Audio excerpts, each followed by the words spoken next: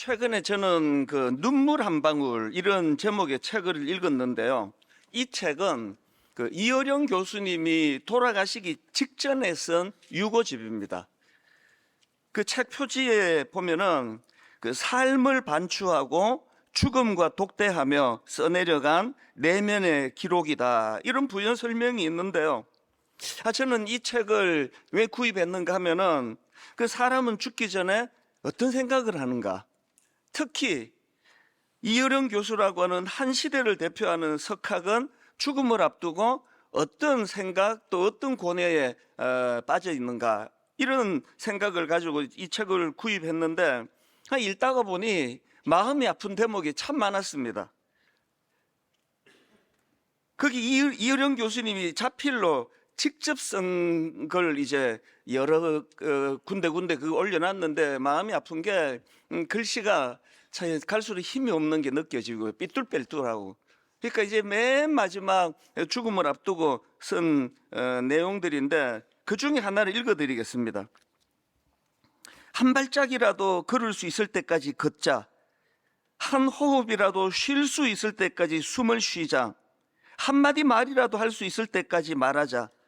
한 획이라도 글씨를 쓸 수 있을 때까지 글을 쓰자. 마지막까지 사랑할 수 있는 것들을 사랑하자. 돌멩이, 참새, 구름, 흙, 어렸을 때 내가 가지고 놀던 것, 쫓아다니던 것, 물끄러미 바라다 본 것, 그것들이 내가 사랑하는 것들이었음을 알 때까지 사랑하자. 그리고 같은 날에 쓴 글인데 또 이런 내용도 있습니다. 쇼팽의 피아노 콘체르토를 다시 한번 들어야 하는데, 보들레르의 상승을 다시 한번 읽어봐야 하는데, 이상의 권태, 아이들이 뒤보는 장면을 다시 한번 뒤져봐야 하는데, 루오의 그림들을 찾아 다시 오련의 사파로 써야 하는데, 왜 지금인가? 왜 지금인가? 마지막 결론이 이래요. 이제는 소변도 나오지 않는다. 진짜 생의 마지막, 이제 소변도 나오지 않는다, 이 한마디를 쓰시려고 그 앞에 너무나 아직 해야 될 일이 많은 미련이 남는 것들을 쭉 피력하고 있는 이런 글을 보면서 참 마음이 아팠습니다. 또 이런 내용도 나옵니다. 느낌표하고요. 살고 싶다. 옛날처럼 외치다. 눈물 한 방울. 벌써 옛날이 되어버린 오늘 하루. 심지어는 이 고통마저 감사하는 그런 대목이 있는데, 왜 감사하는지 한번 들어보세요. 많이 아프다. 아프다는 것은 아직 내가 살아있다는 신호다. 이 신호가 멈추고 더 이상 아프지 않은 것이 우리가 그처럼 두려워하는 죽음인 게다. 고통이 고마운 까닭이다. 고통이 생명의 일부라는 상식을 거꾸로 알고 있었던 게다. 고통이 죽음이라고 말이다. 아니다. 아픔은 생명의 편이다. 가장 강력한 생의 시그널. 지금 이제 이 얼마나 그 극심한 고통 속에 있었겠습니까? 말기암. 그런데 이 고통이 너무 고맙다는 게, 이 고통이 느껴지는, 이게 생의 시그널이다.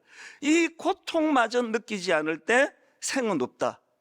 그러면서 그 삶에 대한 그 굉장한 그 미련 또 갈망, 이런 것들이 이제 담겨져 있는데, 저는 이 책을 읽으면서 참 많은 복잡한 생각이 들더라고요.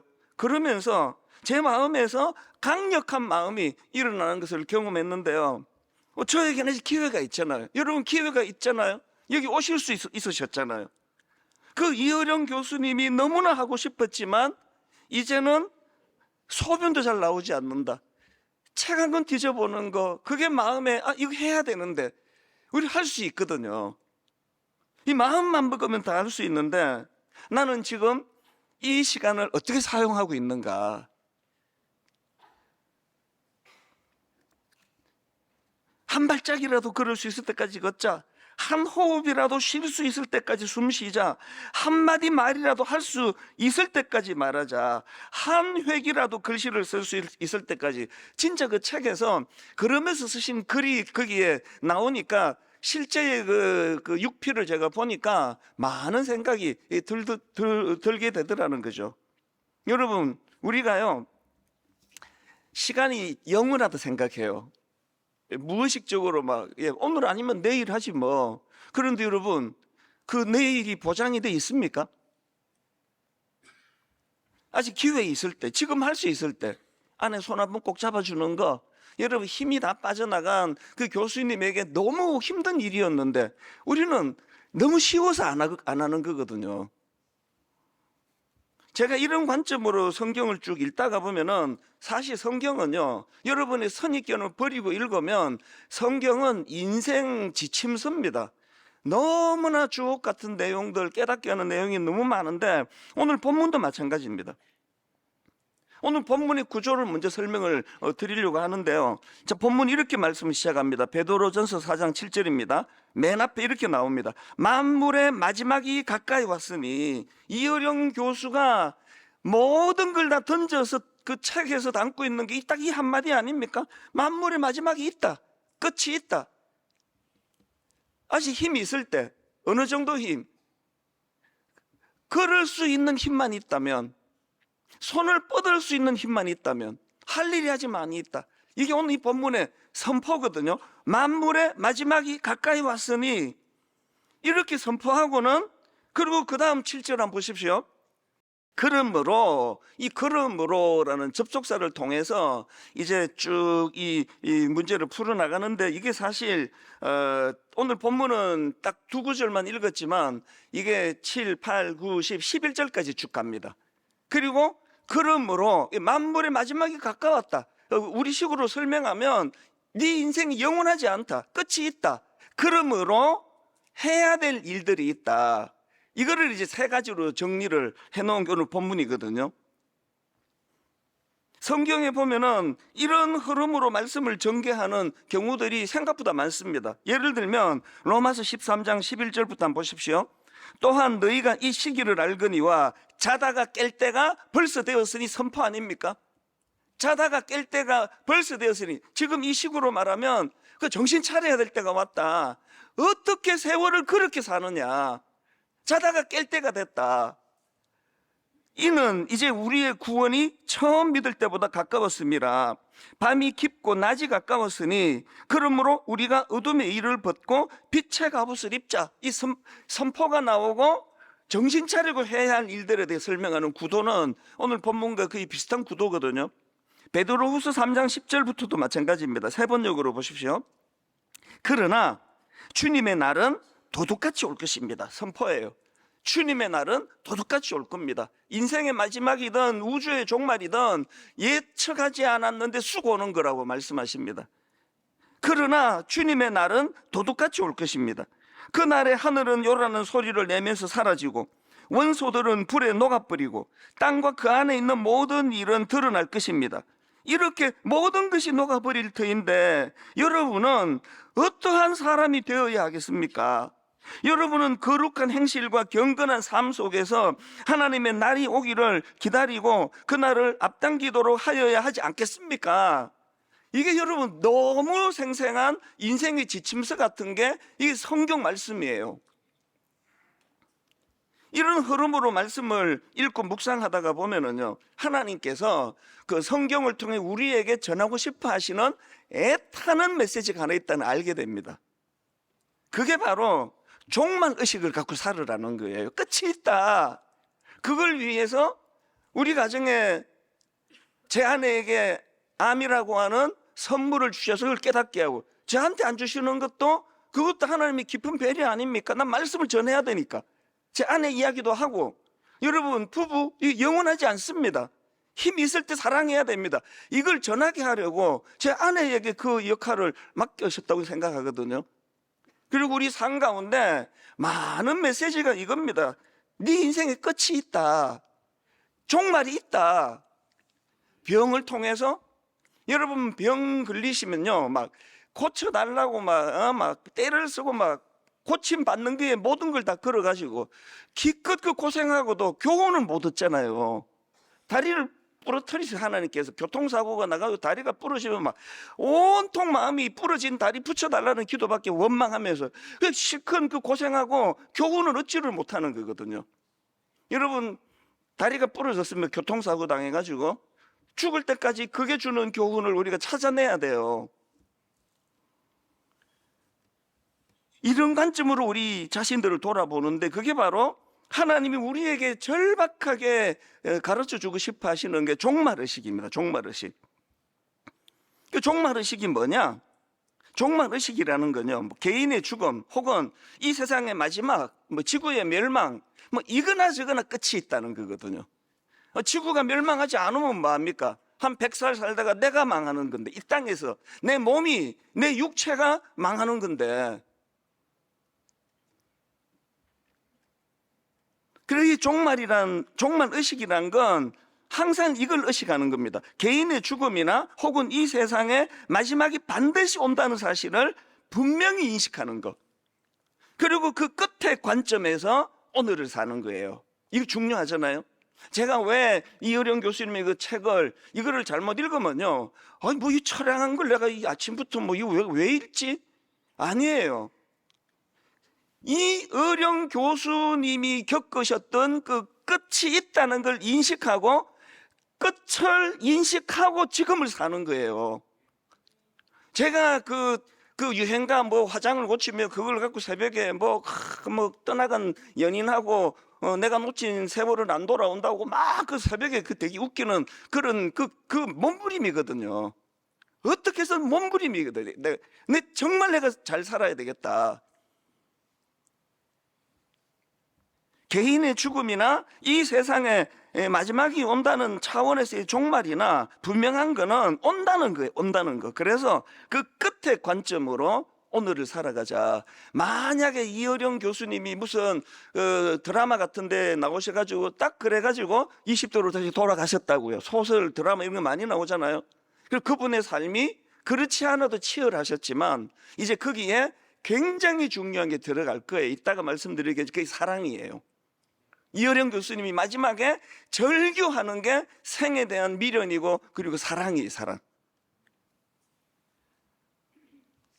이런 관점으로 우리 자신을 돌아보고 살아가는 거, 이게 그 종말의식이에요. 종말의식. 우리가 기독교 신앙은요, 종말의식이에요. 끝이 있는 거예요. 그리고 그게 끝인데 또 그 이후가 있는 거예요. 우린 전부 이제 그 기독교를 오늘의 종교로 만들어 버려가지고 뭐 오늘 잘 사는 거, 오늘 행복한 거. 그렇기 때문에 우리는 오늘 본문 베드로전서 4장 7절에 나오는 만물의 마지막이 가까웠으니 이 선포와 함께 그러므로 이 종말의식을 가지면 이어령 교수님의 맨 마지막 순간에 그 책을 읽으면서 그럼 오늘 나는 어떻게 살아야 되지? 이게 그러므로예요. 이게 세 가지로 설명이 되는데 오늘 두 가지만, 내가 이거를 간단하게 설교하고 싶지 않아서 오늘 두 가지, 그리고 다음 주일 또 한 가지 이렇게 나누어서 설명을 드리려고 하는데요. 자, 이 종말의식을 가지고 우리가 산다면 반드시 해야 될 게 본문에서 세 가지가 나오는데, 첫째가요, 정신을 차리고 근신하여 기도하라. 그냥 기도 아닙니다. 정신을 차리고 기도해라. 근신하며 기도해라입니다. 그게 오늘 본문 7절에 나오지 않습니까? 우리 같이 한번 읽어보실까요? 7절 시작. 만물의 마지막이 가까이 왔으니 그러므로 너희는 정신을 차리고 근신하여 기도하라. 여러분, 그 기도해야 돼요. 이 마지막이 있다고 할 때는 우리가 기도해야 되는데 두 가지 조건을 여기다가 붙이고 있습니다. 첫째가 정신을 차리고 기도하래요. 그래서 제가 이 부분을 묵상하면서 이런 생각을 해봤습니다. 어떻게 하는 것이, 어떻게 기도하는 것이 정신 차리지 못하고 하는 기도지? 여러분, 어떻게 하는 기도가 정신 못 차리고 하는 기도입니까? 종말의식을 갖지 않고 하는 기도예요. 어떤 기도가 정신을 차리지 않고 하는 기도입니까? 뭐 이 땅이 막 영원할 것처럼 막 모든 구하는 게 다 땅의 거, 이게 정신 못 차리고 하는 기도예요. 막 이 세상이 막 전부인데 뭐. 그래서 여러분, 야고보서 4장 3절을 보십시오. 정신 못 차리고 하는 기도가 나옵니다.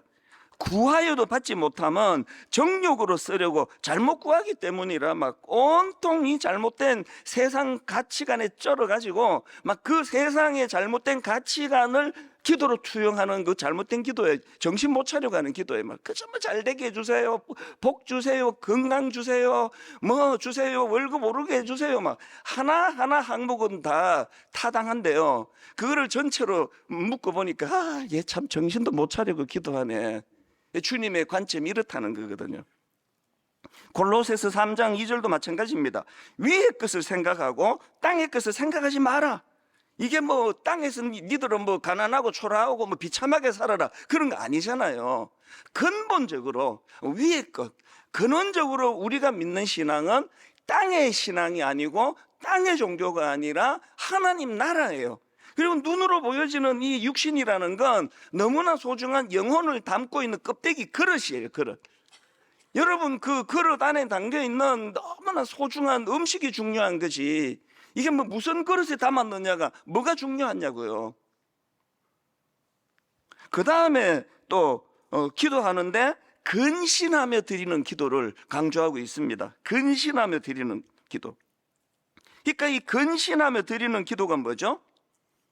감정에 휘둘리지 않는 기도예요. 그 상황에 휘둘리지 않는 기도입니다. 그러니까 근신하며 드리는 기도의 샘플은 예수 그리스도가 겟세마네에서 십자가를 앞두고 드린 기도입니다. 누가복음 22장 42절에 근신하며 드리는 기도를 보세요. 이러므로 아버지여, 만일 아버지의 뜻이거든 이 잔을 내게서 옮기시옵소서. 그러나 내 뜻대로 마옵시고 아버지의 원대로 되기를 원하나이다. 이게 근신하며 드리는 기도예요. 내 생각을 절제하는 기도, 내가 바라는 것을 누르면서 하는 기도. 항상 이렇게는 못해요, 우리는. 그러나 여러분, 아니 한 100번 기도하면 한 번쯤은 이렇게 기도해야 되는 거 아닙니까? 내 감정을 좀 억누르는, 너무 하고 싶은 그 무엇이 있을 때 그거를 좀 근신하면서 하나님 나라를 생각하고 그래도 아버지 뜻대로 해주세요. 한 뭐 100번 기도하면 한 번 정도는 이런 근신하며 하는 기도가 좀 필요하지 않습니까?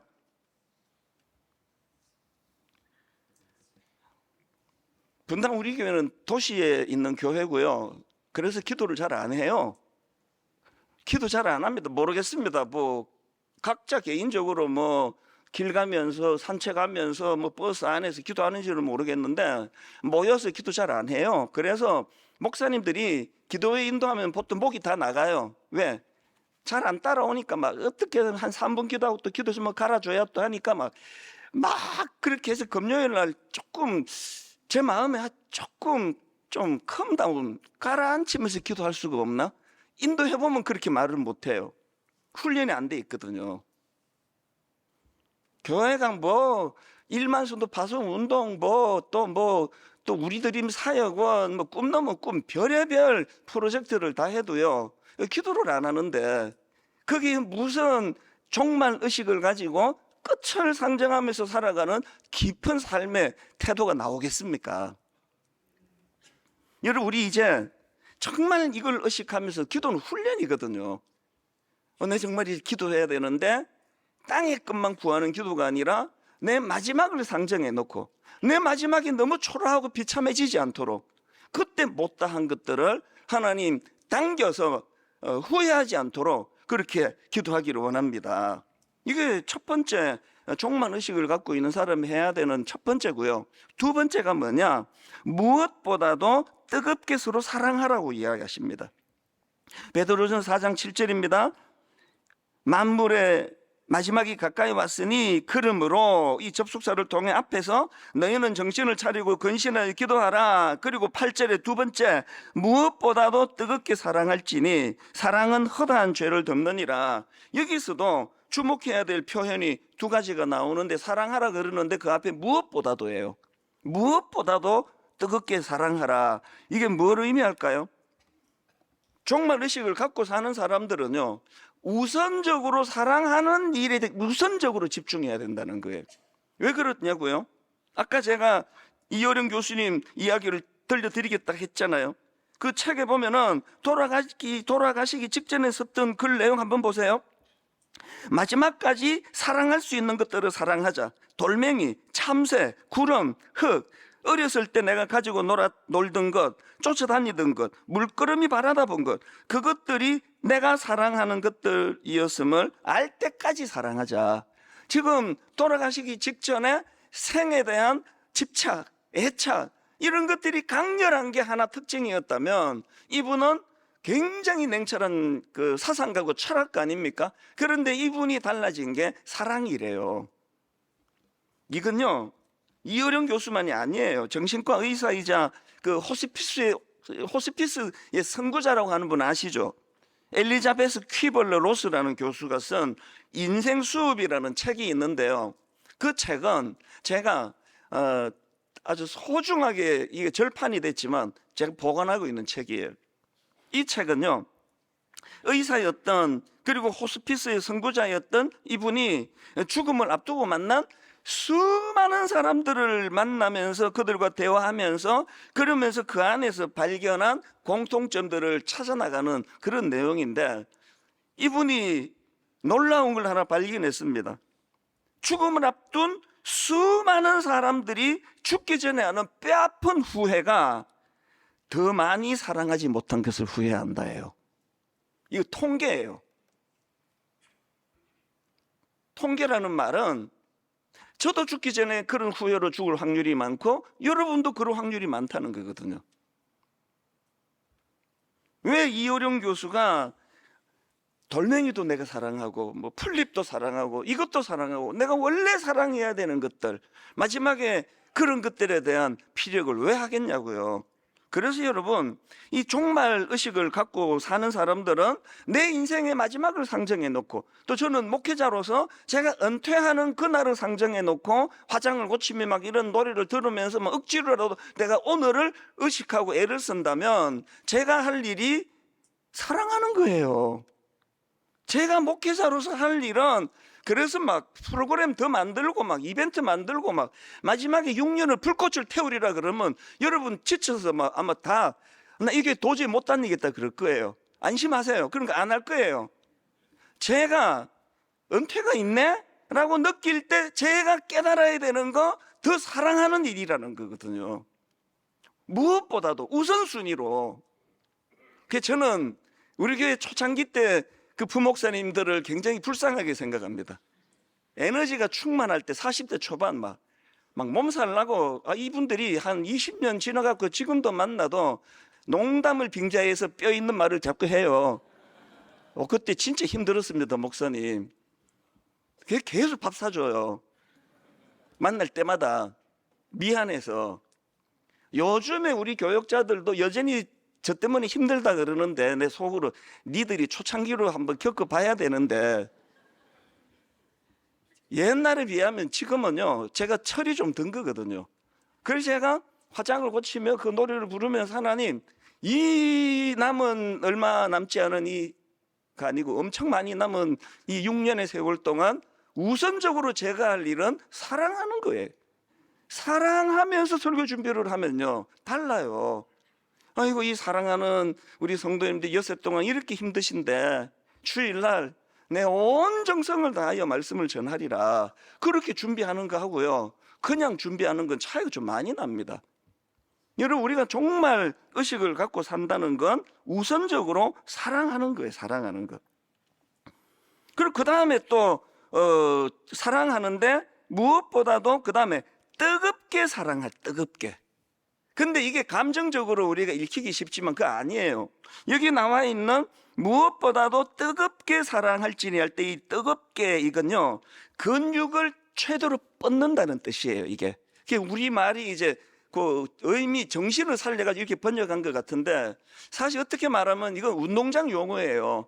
운동선수들이 여러분 뭐 시합 있을 때 뭐 마지막 한 방울의 힘까지 다 바쳐가지고 근육을 쓰잖아요. 마지막 뭐 야구 같은 것도 보면은 막 투수들이 안쓰러울 정도로 막 마지막 그 한 힘까지 모아서 근육을 뻗는 거, 이게 뜨겁게 해요. 뭘 강조하는 겁니까? 내 한계를 넘어서는 사랑이에요, 이게. 나는 뭐 어릴 때부터 나는 좀 감정적인 사람이 아니어서 사랑 잘 못해요라고 말하는 분은 글쎄, 예수도 잘 믿으셔야 돼요. 막 못된 말 하고 지적해 놓고는 내 속에 넣어놓고 못 참는 거 알지? 아이고, 이제 참으세요. 뜨겁게 사랑해, 뜨겁게. 근육을 뻗는 거예요. 그래서 여러분, 제가 목회하면서 내렸던 결정적인 게 사랑은 감정이 아니에요. 감정은 물이 위에서 흐르는 게 감정이에요. 희로애락. 나 지금 기분이 너무 좋단 말이야. 막 사랑해, 막 애한테 뽀뽀하고 막. 그리고 난 막 회사에서 기분 나쁘면 애가 가까이 오면 저리 안 가? 얘가 시도 때도 없이 오네? 이걸 사랑인 줄 알아요. 그건 사랑이 아니고 미숙한 거예요, 그건. 사랑은요, 감정이 아니에요. 사랑하기로 결단하는 거예요. 의지적으로 결단하는 겁니다. 제가 여기서 결혼식 주례할 때마다 그 혼인 서약을 읽을 때 어때면 울컥해요. 왜? 이 신랑이 신부가 너무 진지하니까. 어떤 신랑은 막 울면서 막 고백을 해요. 그렇게 격해진 그 감정을 가지고 결단하는 거거든요. 이 마음으로 어떤 경우라도 나는 아내를 배신하지 않겠다. 어떤 경우라도 아내 외에 다른 여자에게 마음을 주지 않겠다. 의지적으로 결단하는 게 그게 사랑이거든요. 그리고는 그다음 보세요. 뜨겁게 사랑할 근육을 뻗어 막 최대한 근육을 뻗어 의지적으로 사랑하는데 그 다음 한번 보세요. 8절 맨 끝에 보세요. 무엇보다도 뜨겁게 서로 사랑할지니 사랑은 허다한 죄를 덮느니라. 근육을 최대로 뻗는 것처럼 한계를 넘어서는 사랑은요, 용납이에요. 용서입니다. 여러분, 나는 내 아내를 너무 사랑하는데 용서가 잘 안 돼. 그건 근육을 안 뻗은 사랑이죠. 그리고 이걸 악용하려고 그러지 마세요. 계속 강조하지만 당신 그 설교 들었지? 근육을 뻗어 좀. 네가 뻗어라. 그 설교는 네가 뻗는 거야. 여기서 이 덮는다 그러잖아요. 덮는다. 덮는 게 뭐죠? 우리를 없애주지는 못해요. 우리는 못 없앱니다. 자꾸 여러분 그 배우자 성격 고쳐주려고 애쓰시는데요. 안 됩니다, 그거. 우리는 못 고쳐요. 그래서 덮는 거예요. 그 상대방의 상대방의 연약함을 드러내지 않고 품어주는 걸 이렇게 표현하는 거 아닙니까? 덮는 거거든요. 제가 청소년 사역하면서 중고등부 아이들 애들은 많고 또 얘들은 또 저하고 이 성향도 너무 다르고 저는 막 지방에서 저는 막 자란 사람인데 얘들은 온실 안에서 자라가지고 너무 유약하고 이러니까 진짜 기도가 나왔습니다. 그래서 제가 청소년 사역할 때 두 가지 기도 여러 번 말씀드렸잖아요. 하나님, 이 아이들을 진짜 사랑하게 해주세요. 그게 덮는다예요. 나랑 성향이 다르다, 비슷하다, 그런 거를 초월해서 진짜 이 아이들을 사랑하게 해주세요. 그리고 두 번째 기도가 사랑한다면 표현하기를 원한다 그랬어요. 잘 표현한다고.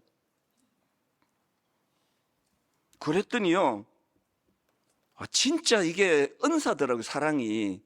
저같이 사랑이 별로 없는 사람이 이 청소년 아이들이 너무 사랑스럽게 시작하고 무슨 나쁜 짓을 저한테 하고 그렇게 해도 전부 다 너무 사랑스러워지는 기적 같은 감정을 제가 체험했죠. 안 그랬으면 10년씩 못합니다. 얼마나 얄미운지 아세요, 얘들이? 수련회 몇 달을 설교 준비해가지고 1시간 반 온 몸이 속옷까지 다 짜면은 물이 나올 정도로 정성을 다해 설교하면 꼭 기다리는 애들이 있어요. 왜 이렇게 길게 하시는데요? 소리 이렇게 지르십니까? 그때 덮는 거예요. 내일은 좀 짧게 할게. 소리도 내가 좀 덜 지르려고 애써 볼게. 맞상대하지 않는 게 사랑이거든요. 여러분 자녀들에게 잘 하시잖아요. 맞상대하지 않는 게 사랑이거든요. 그래서 제가 저 아이들을 진짜 사랑하게 해달라고 기도하면서 은혜를 받았습니다. 그 사랑은 내게서 나오는 게 아니구나. 나 안에는 사랑이 없는데 뭐 나올 사랑이 어디 있습니까? 그래서 십자가인 거거든요. 여러분, 요한복음 13장 34절을 보십시오. 새 계명을 너희에게 주노니 서로 사랑하라. 내가 너희를 사랑한 것 같이 너희도 서로 사랑하라. 제가 하나님 앞에 이 원리를 깨달은 거죠. 내가 누구를 허다한 허물을 덮을 만큼 사랑하는 거 지금도 안 됩니다, 사실. 뭐 그게 뭐 될 것 같으면 뭐 하나님 불러가실지 내가 여기 있겠습니까? 여전히 안 돼요, 그게. 그런데 원리는 제가 알기 시작한 거예요. 가장 큰 원리는 십자가입니다. 로마서 5장 8절을 보십시오. 우리가 아직 죄인 되었을 때에 그리스도께서 우리를 위하여 죽으심으로 하나님께서 우리에 대한 자기의 사랑을 확정하셨느니라. 이게 맞상대하지 않는 사랑이거든. 이게 죄인 되었을 때에, 자격이 없을 때에, 어떤 경우라도 하나님을 진지하게 인식하지 못하고 하나님을 조롱하고, 우리 안 그랬습니까? 그런 상황에서 맞상대하지 않고 사랑해 주신 격이 십자가거든요. 그래서 우리가 요한복음 13장 34절을 다시 보십시오. 새 계명을 너희에게 주노니 서로 사랑하라. 내가 너희를 사랑한 것 같이 상대방과 내가 맞서가지고는 사랑할 수가 없습니다. 그래서 아까 이어령 교수가 마지막까지 사랑할 수 있는 걸 예를 드는데, 돌멩이, 참새, 구름, 흙, 왜 이렇게 표현했을까요? 돌멩이는요, 나한테 상처 안 줘요. 돌멩이 사랑은 너무 쉬워요. 자꾸 애 안 낳고 강아지 키우는 추세가 저는 마음이 아픈데, 왜 강아지를 키웁니까? 애 키우는 데는 많은 대가 지불을 우리는 필요로 하거든요. 애 하나 키우는데 상상하기 어려운 희생이 들어가거든요. 그런데 개, 우리도 키워요. 세상에 우리 집에서 내 편은 개 한 마리밖에 없다. 내 맨날 그런 얘기를 해요. 막 어떤 경우라도 내 편 들고 꼬리 흔들고, 그러니까 이쁘죠. 하나님이 말씀하시는 사랑은 이런 거 아니에요. 여러분, 여기 젊은 세대들 애 키우는 게 힘들어요. 그러나 키워야 돼요. 애를 키우면서 맞상대하지 않으시는 하나님의 사랑을 알게 돼요. 여러분, 애를 키우면서 우리 부모님이 나를 맞상대하지 않으면서 키워서 내가 이 정도 그래도 사람이 됐구나. 맞상대했으면 다 쫓아내죠. 다 버리죠. 그거 왜 키웁니까? 왜? 이어령 교수님이 이 책 제목을 본인이 직접 쓰셨대요. 눈물 한 방울. 그런데 제가 그 부연 설명을 듣고 감동을 받았습니다. 제목을 직접 붙이셨는데, 이분이 말씀하시는 이 눈물 한 방울은 자기를 위한 눈물이 아니래요. 이 눈물은 타인을 위한 눈물이래요. 상대방을 위한 눈물이래요. 그 아내 되시는 교수님이 너무 이분이 냉철한 분이 이 죽음을 앞두고 변화가 일어났는데 감사가 많아졌대요. 뭐 누가 뭐 하나 줘도 감사가, 이런 게 없던 분이라 그러더라고요. 감사가 많아지고, 그러면서 사랑, 눈물 한 방울, 나 자신을 위해 흘리는 눈물, 그게 아니고 누군가를 위해 흘리는 눈물 한 방울, 이게 인생이다. 그 교수님, 아내 교수님 그러시더라고요. 우리 남편 이어령 교수님에게 기독교 정신이 들어가서 그런 것 같다고. 결론을 이렇게 맺기를 원합니다. 여러분, 종말 신앙은요, 우리가 마지막을 상정하고 그걸 인식하고 사는 거라 그랬는데, 왜 그게 필요합니까? 아직 기회가 있어서 다행이다. 아직 기회가 있네? 그래서 여러분, 아까 이어령 교수님 무슨 책, 또 무슨 그림, 또 무슨 뭐 다 하세요. 그리고 쓸데없는데 에너지를 줄이세요. 사랑해버리면 다 해결이 되거든요. 용납해버리면 에너지 엄청 줄입니다. 오늘 이 말씀을 기억하시면서 이제 다음 주일 하나 더 남아있는데, 하나님 앞에 내 인생을 하나하나 점검해 보면서 무엇보다도 하나님 기도가, 하나님을 향한 기도가 성숙해지기를 원하고, 그리고 무엇보다도 사랑하기 원합니다.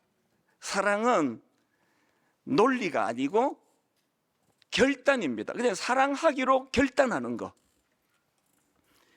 본문 읽고 말씀을 마치겠습니다. 만물의 마지막이 가까이 왔으니 그러므로 너희는 정신을 차리고 근신하여 기도하라. 무엇보다도 뜨겁게 서로 사랑할지니 사랑은 허다한 죄를 덮느니라.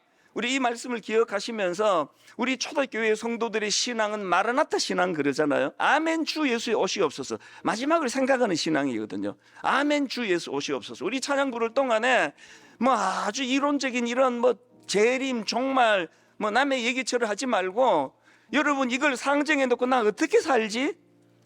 오늘 이제 예배 마치고 집에 가서 나 어떻게 살지? 내가 회사 가서 어떻게 살지 이번 한 주간? 이 질문을 가지고 이 찬양을 같이 한번 불러보시면 좋을 것 같습니다. 마라나타 주 예수여 어서 오시옵소서.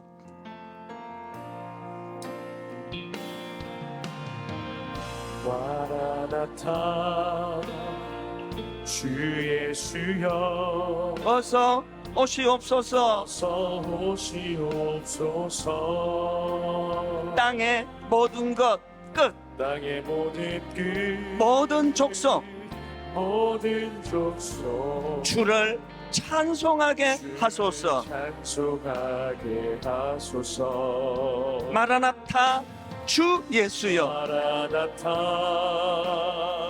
주 예수여 어서 오시옵소서. 어서 오시옵소서. 모든 열방이 주께 돌아와 모든 열방이 주께 돌아 춤추며 경배하게 하소서. 춤추며 경배하게 하소서. 우리 주님 다시 오실 길을 만들자. 다시 오실 길을 만들자. 십자가를 들고 땅 끝까지 우린 가리라. 우리 주님 하늘 영광 온 땅 덮을 때 하늘 영광 온 땅 덮을 우린 땅 끝에서 주를 맞으리. 주를 맞으리. 그리고 믿음으로 한번 선포해 보세요. 마라나타 마라나타. 마라나타 아멘 주 예수여 오시옵소서. 예수여 오시옵소서. 마라나타 마라나타. 마라나타 아멘 주 예수여 오시옵소서. 우리 다시 한번 찬양할 동안에 끝을 상정하고 내 삶을 돌아봅니다. 이 프로그램은 여러분의 미디어 선교 후원으로 제작되었습니다.